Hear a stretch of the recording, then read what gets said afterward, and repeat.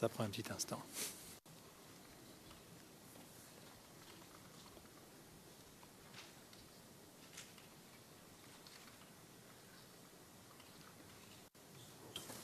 Which number in your list, please? Maître Knops, quel est sur votre liste, c'est la correspond à quel numéro, Monsieur l'émergent? Excusez-moi, 149. Qui est intitulé Tableau général des effectifs de la Gendarmerie nationale. Est-ce que vous la voyez à l'écran? Affirmatif. Très bien. Alors, vous n'êtes pas loin du chiffre. On voit complètement à droite un total général de 15 332. Et vous voyez la date en haut à droite? Affirmatif. 23 novembre. Donc, et juste pour être certain, on voit en bas de la page votre nom, mais il y a aussi une étampe et une signature. Est-ce que vous la reconnaissez?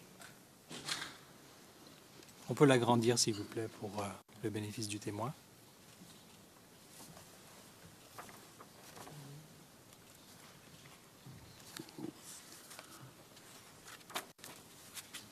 Est-ce qu'on peut agrandir la portion de la signature, s'il vous plaît?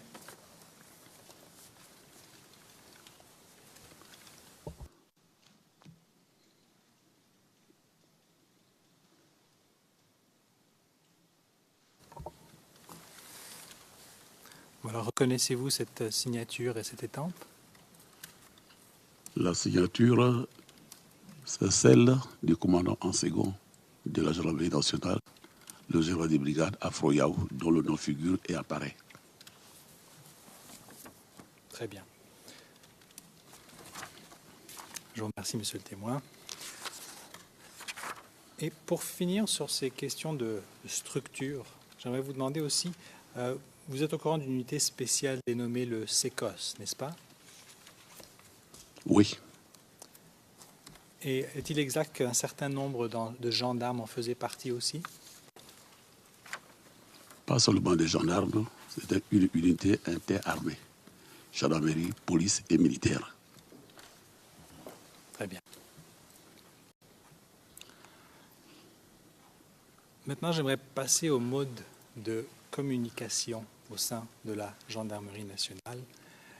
Tout d'abord, peut-être par guise d'introduction, est-ce que vous pouvez nous expliquer quel mode de communication a été utilisé par la Gendarmerie?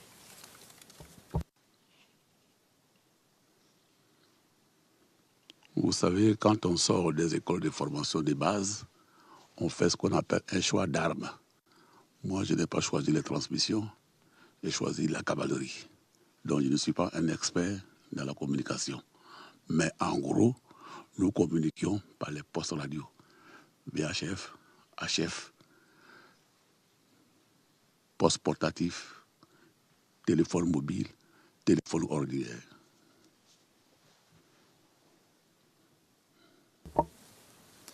Alors là, vous parlez du matériel de communication. Pardon, vous aviez aussi des écrits, j'imagine. Oui, ce sont des messages. Alors, peut-être si vous pouvez élaborer un petit peu là-dessus. Quel type de messages écrits étaient envoyés au sein de la gendarmerie? Peut-être en commençant par vous, quel type de message est-ce que vous disséminez à l'époque à vos subordonnés? Ce sont des directives du commandement de la gendarmerie. Origine, commandant supérieur, destinataire, telle unité, objet, telle mission. Et puis on redit le texte. D'accord. Et juste avant d'aller un petit peu plus loin, vous avez parlé donc des radios VHF, des téléphones portables, de l'écrit. Est-ce que la communication d'instruction se faisait aussi verbalement?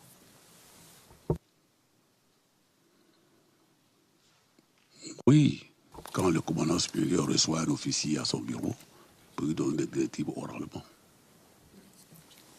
Très bien.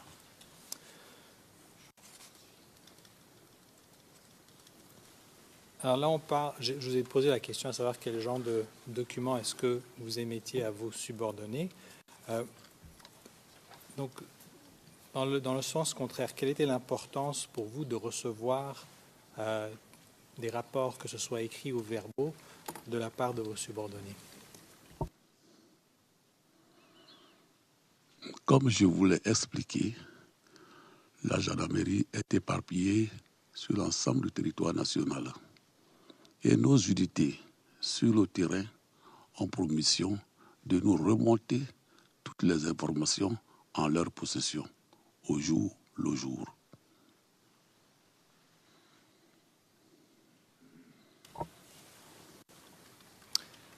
Et au jour le jour, est-ce que ce genre d'information arrivait à une certaine heure? Est-ce qu'il y avait une heure de tombée?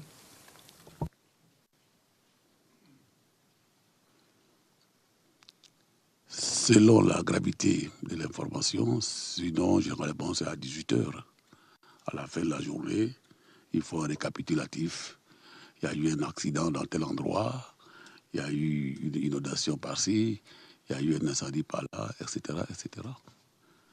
Et ces messages sont regroupés au niveau du bureau organisation emploi qui traite l'information, l'envoie au chef de cabinet qui lui l'envoie au commandant supérieur de la gendarmerie pour compte rendu.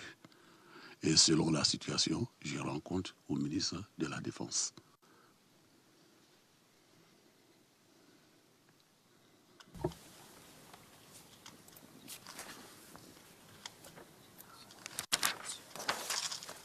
Juste un petit instant, s'il vous plaît.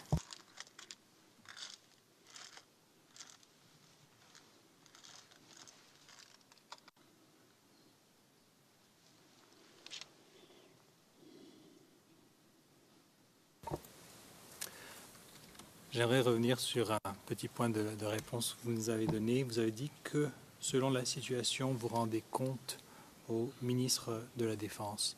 Alors, quel genre de situation vous requiert de rapporter au ministre de la Défense? Je ne saurais les ressasser, mais imaginez un accident de la circulation, mettant en cause 10, 20 véhicules. Je rends compte à mon chef, qui est le ministre de la Défense.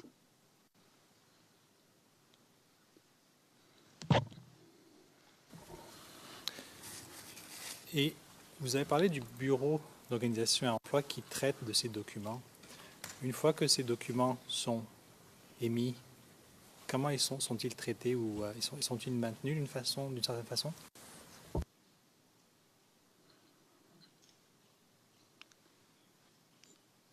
Tous les documents qui parviennent sont classés. Une fois que c'est traité, qu'on a envoyé le document aux différents destinataires, le document est classé au niveau du bureau emploi. Après un certain délai de validité, le document est mis en archive. Nous avons un bureau des archives depuis 1960 qui est au commandement supérieur et on peut y trouver tous les articles, tout ce qui a été traité par la gendarmerie.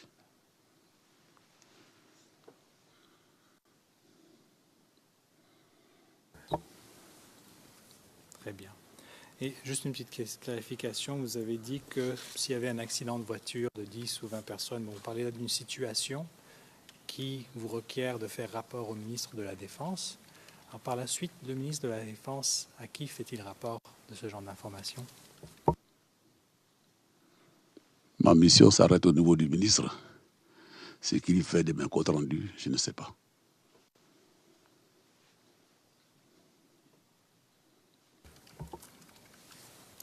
Est-ce qu'il y a des situations où vous avez appris que le ministre de la Défense aurait utilisé une information que vous lui avez remise pour la transmettre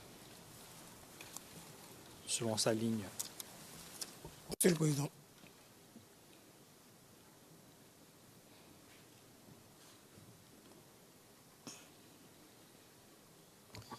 Maître Bougnon. Monsieur le Président, je pense que le témoin a répondu clairement à la question. Il a dit clairement ce qu'il en était.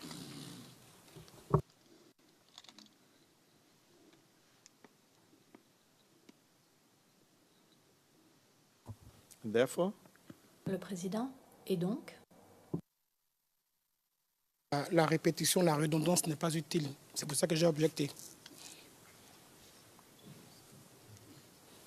Do you know how many redundant? Le président, vous savez combien de questions redondantes nous avons entendues ici? Okay.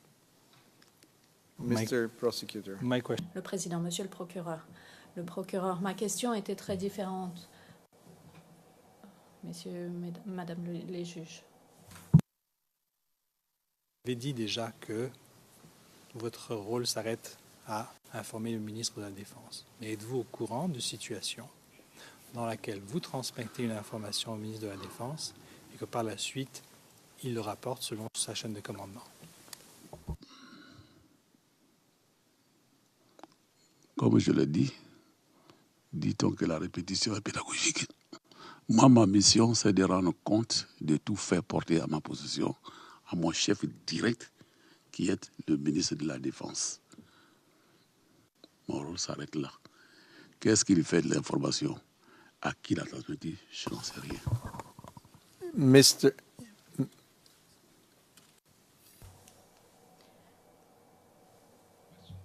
Monsieur, la question n'était pas... C'est votre réponse qui était répétitive. La question était de savoir si vous savez ou si vous ne savez pas si, à certaines occasions, le rapport remontait dans la hiérarchie.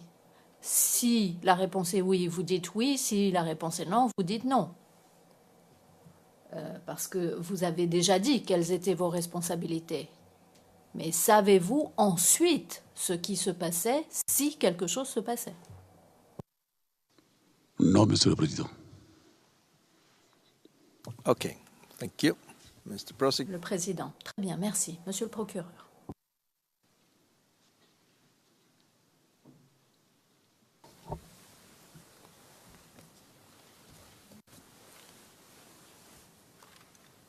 J'attends juste les notes sténographiques, monsieur le témoin.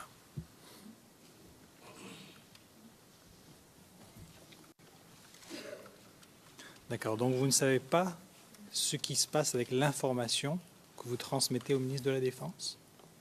Affirmatif. Dans aucun cas. Bon. Très bien. Je passe à un autre sujet, monsieur le témoin. Vous nous avez parlé tout à l'heure du service des archives, lorsqu'on parlait des documents écrits, n'est-ce pas? J'aimerais vous montrer quelques types de documents de la gendarmerie et j'aimerais établir tout d'abord leur base, leur format de base, d'accord? Alors, le premier document que j'aimerais vous montrer, c'est le CIV-OTP 0044 0025, c'est le numéro 132.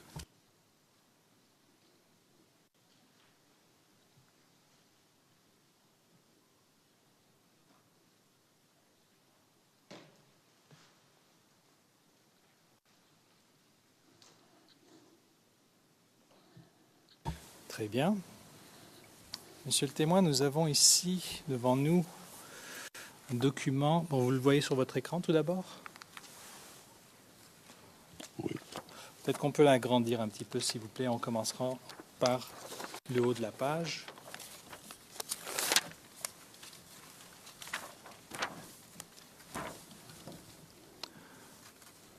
Donc en haut, vous voyez commandement supérieur de la gendarmerie nationale avec une date, le 23 septembre 2010. Vous voyez bien ça, monsieur le témoin? Oui. Oui, ok. Alors, ici, c'est indiqué que vous l'envoyez au général de division, chef d'état-major particulier du président de la République. Donc, le 23 septembre 2010, de qui s'agit-il? Il s'agit du général de division Touvolibi Zobo, qui était chef d'état-major particulier de Monsieur le Président de la République. Alors, vous lui envoyez ce document plus pour savoir, par curiosité, où se trouve son bureau?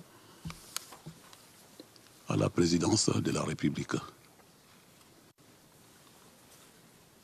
Donc, vous parlez là du palais présidentiel ou de la résidence? Du palais présidentiel. D'accord. Si nous allons en bas de la page, s'il vous plaît.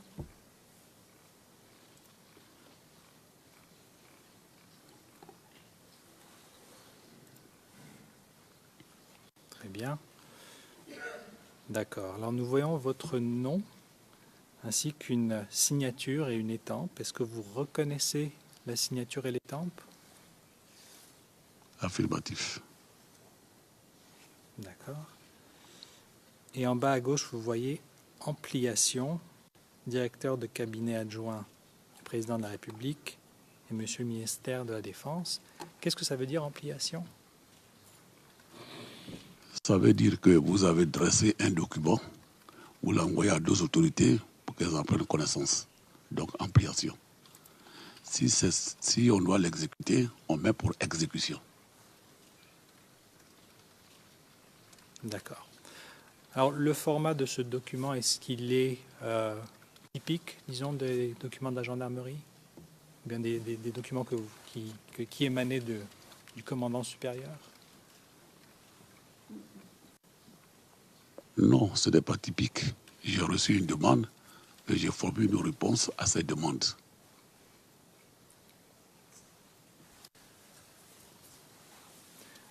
Mais le format, d'après vous, que vous voyez le document devant vous, est-ce qu'il est en règle? On peut rabaisser que je vois le titre, s'il vous plaît. Oui. Si on peut aller au haut de la page.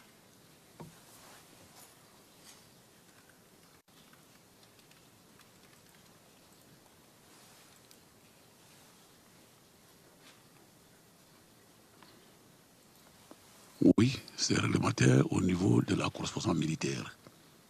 D'accord.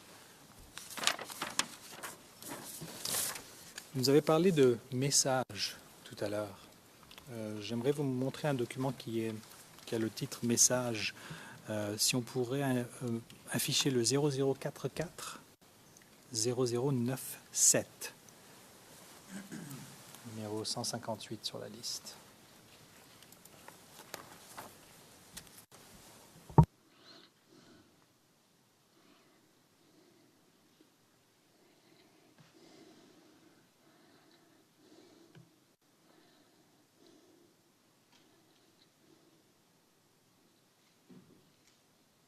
Très bien.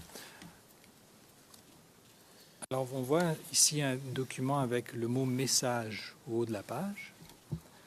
Vous voyez l'origine, commandant supérieur gendarmerie et les destinataires. Ensuite, on voit pour info, mini-def. J'imagine que c'est le ministère de la Défense, c'est exact? Affirmatif. SEMA. Bon, on le sait déjà, chef d'état-major de l'armée, n'est-ce pas? CEMP-PR. Pouvez-vous clarifier c'est quoi? Chef d'état-major particulier du président de la République. Donc le général Touvouli que vous avez mentionné il y a un instant. Pardon. Ah, I'm sorry. Je vais trop vite.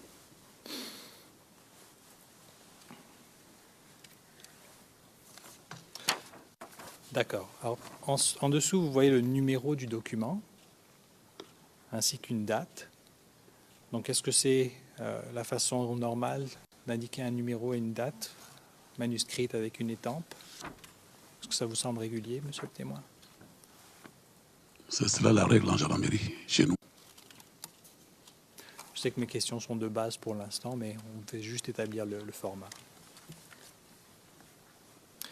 Et ATCR, juste en dessous, à côté de info, mini-def, etc., il y a le mot ATCR. C'est quoi cette abréviation? Comme c'est mon supérieur hiérarchique, je lui rends compte. Donc, à titre de compte rendu. Très bien. Nous n'allons pas rentrer vraiment dans le fond du document pour l'instant. Par contre, dans le premier paragraphe en dessous de objet, il y a une mention d'une salle d'honneur générale de division Oumar Nda. Pouvez-vous nous dire où se trouve et quelle est cette salle? C'est une salle de réunion que j'ai fait construire à l'intérieur du commandement supérieur pour y tenir mes réunions avec mes collaborateurs. Et la salle, je l'ai baptisée Général Oumar Ndao. Très bien. Et si on va au bas de la page, s'il vous plaît. Oui, je m'excuse, je vois que le paragraphe n'était pas affiché à l'écran.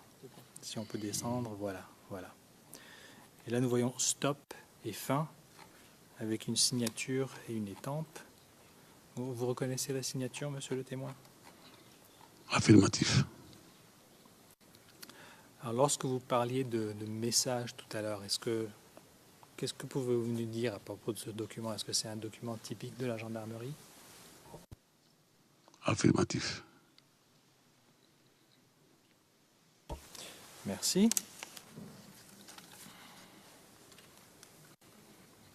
J'aimerais passer à un second document de cette catégorie qui est le 0043 0220, numéro 57 sur notre liste.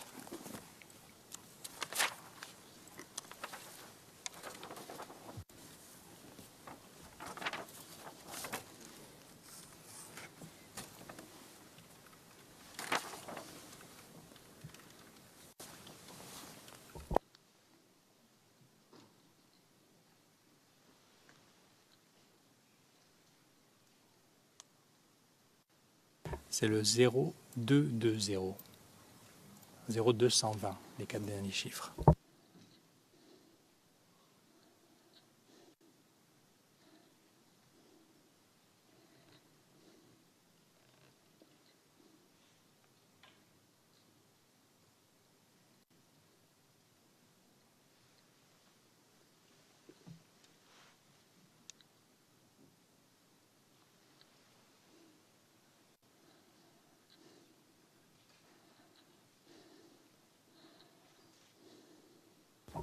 Merci.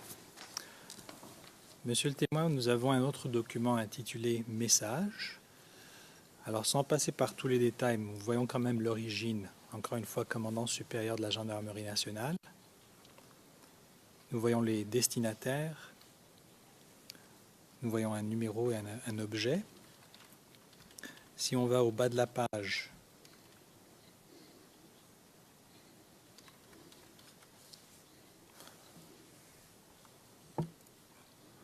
très bien, on voit une étampe et une signature. Bon, c'est un peu coupé de par la photographie. Mais si on remonte en haut, s'il vous plaît, complètement en haut,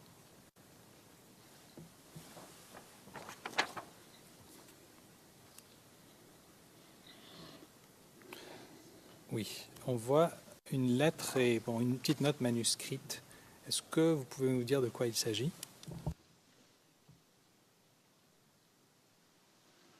Je ne vois pas clairement. Je veux dire, juste à côté du mot message, à gauche du mot message, il y a une lettre et une petite coche.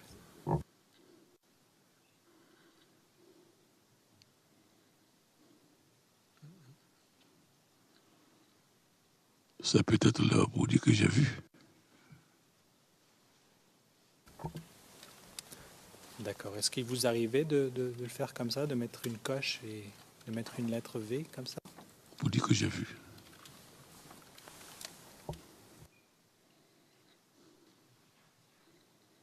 Très bien. Nous avons aussi plusieurs documents, monsieur le témoin, dont l'objet est séance de travail. Pas celle-ci, mais on en verra d'autres. Juste le terme séance de travail. En termes concrets, à quoi ça se réfère?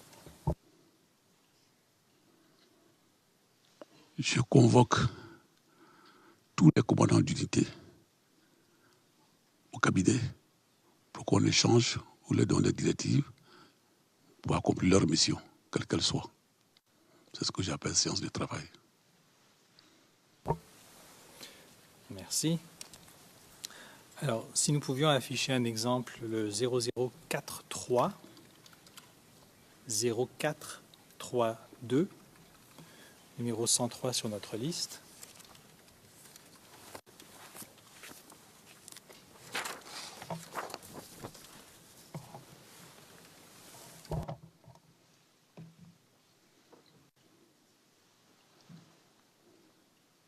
Merci. Si on peut agrandir un petit peu au haut de la page.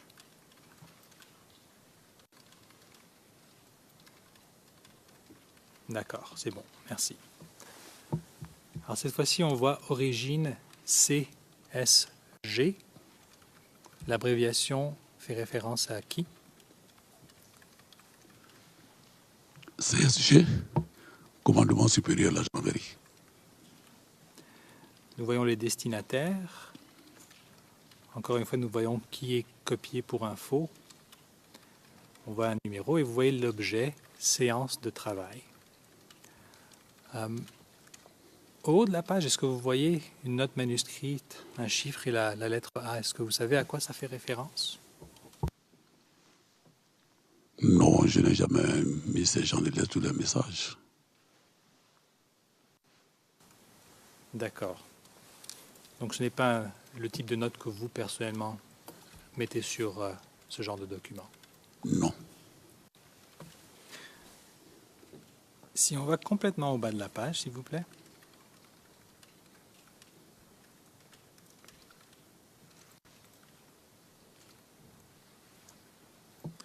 Nous voyons d'autres notes en bas de la page avec quelques codes ou des noms.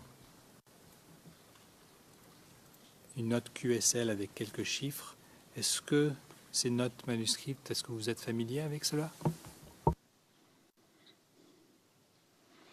D'abord, il n'y a pas ma signature et je n'écris pas de notes sur un message. Il voit qu'il est rédigé, je signe, si c'est moi qui dois le signer, et il est parti.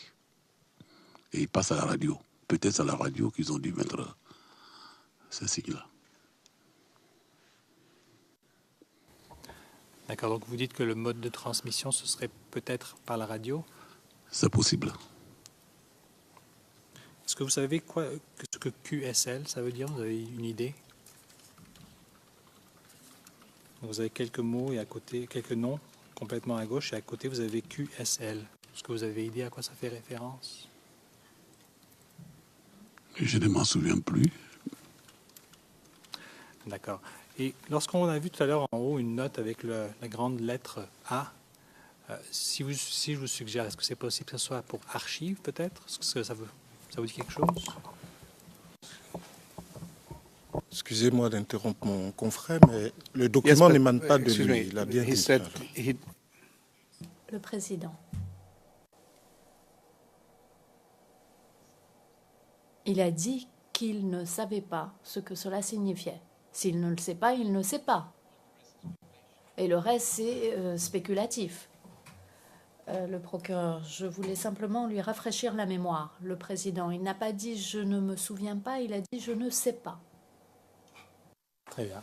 Et monsieur le témoin, lorsque vous nous dites que c'est possible que le message soit passé par la radio, donc la demande pour une séance de travail, elle est dictée par qui? Je reprends clairement. Le message est rédigé par un de mes bureaux qu'on adresse aux unités. Je n'y porte jamais de mention, sauf la signature. Donc j'ai dit, comme le message passe par la radio, peut-être qu'ils ont un système de notation de messages qu'on les dépose avant de les faire partir. Voilà. Très bien. Une autre catégorie de documents que nous avons trouvé a le titre « Message radio » au haut de la page. Est-ce que vous êtes familier avec ce titre? Ça veut dire que le message doit être transmis par radio, par la radio de la gendarmerie. Donc tout simplement. J'aimerais, avant de vous demander de faire des commentaires, je vais vous montrer 2-3 exemples et je vous demanderai de faire un commentaire par la suite. Donc le premier document, c'est le 0043 0213, numéro 54 sur la liste.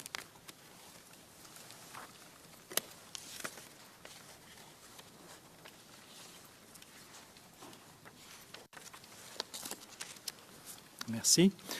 Alors si, encore une fois, on agrandit la partie supérieure du document,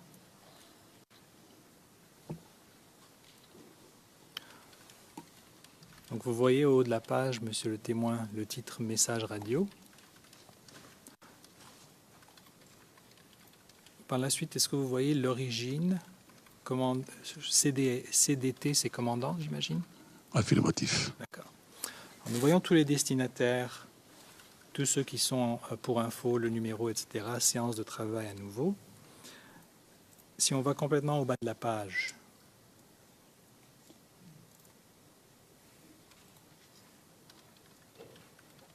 on va à nouveau stop et fin QSL, quelques codes, avec la petite lettre V et la coche.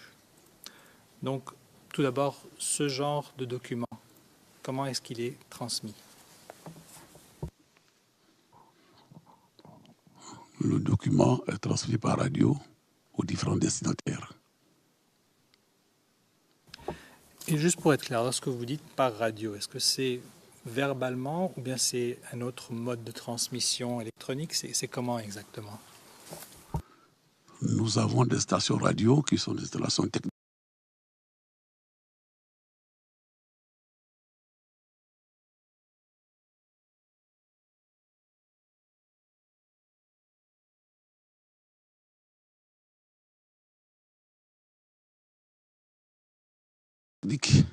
Et le message, comme nous sommes là, il est lu et il est communiqué. Et les unités qui le reçoivent le rédigent aussi tel qu'ils le reçoivent. Voilà. Merci pour la clarification. Si on peut remonter au haut de la page.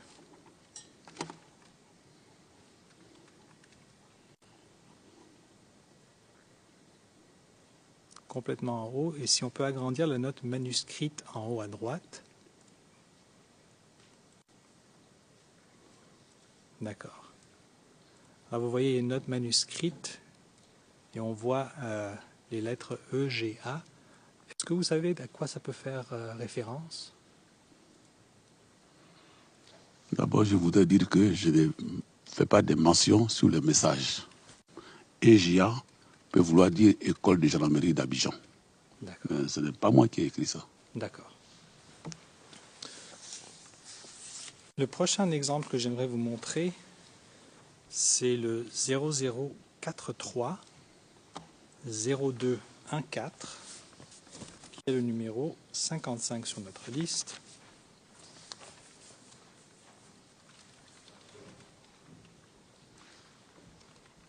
Merci. Alors vous voyez encore le format, vous avez message radio en haut de la page. Donc on voit les mêmes origines, destinataire, info, numéro, etc. D'accord. Et sur celle-ci, on ne voit pas de notes. Donc comme le document précédent, monsieur le témoin, il n'y a pas d'étampe et de signature. D'accord. J'aimerais vous montrer un dernier document, le 0043 0217.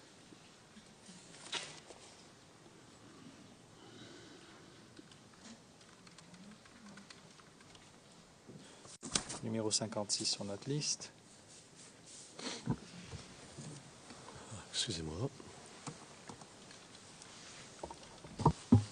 Maître Altit.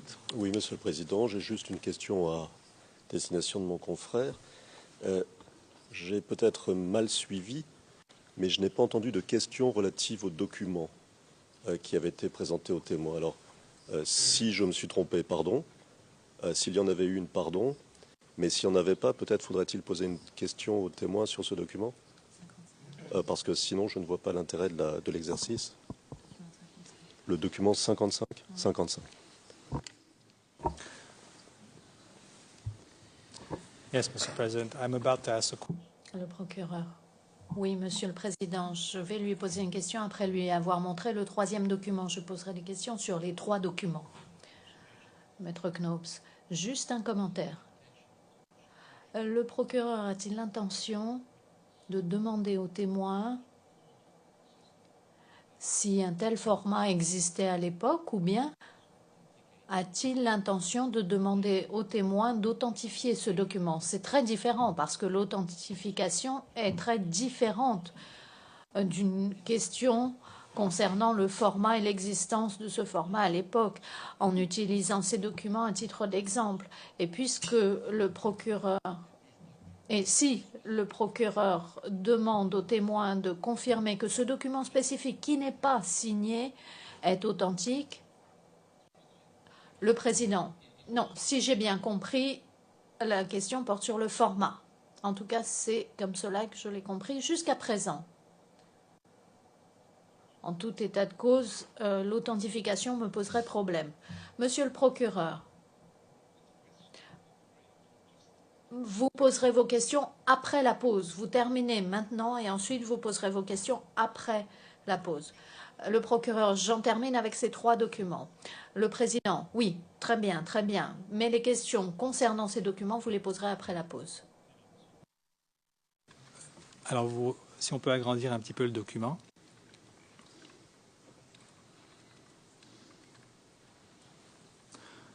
À nouveau, c'est un message radio, vous le voyez devant vous. Cette fois-ci, l'origine, c'est commandant GDR. Donc, c'est le groupement de documentation et recherche que vous avez mentionné tout à l'heure, n'est-ce pas? Si. D'accord. Alors, on voit destinataire, toute section et cellule. On voit info, numéro et date, ainsi que l'objet. Donc, je ne rentrerai pas dans le fond. Et comme Monsieur le Président vient de le dire, je vous poserai la question après la pause. Le Président, merci beaucoup. Nous allons donc faire la pause d'une demi-heure, puis nous reprendrons, d'accord? Merci. L'audience est levée.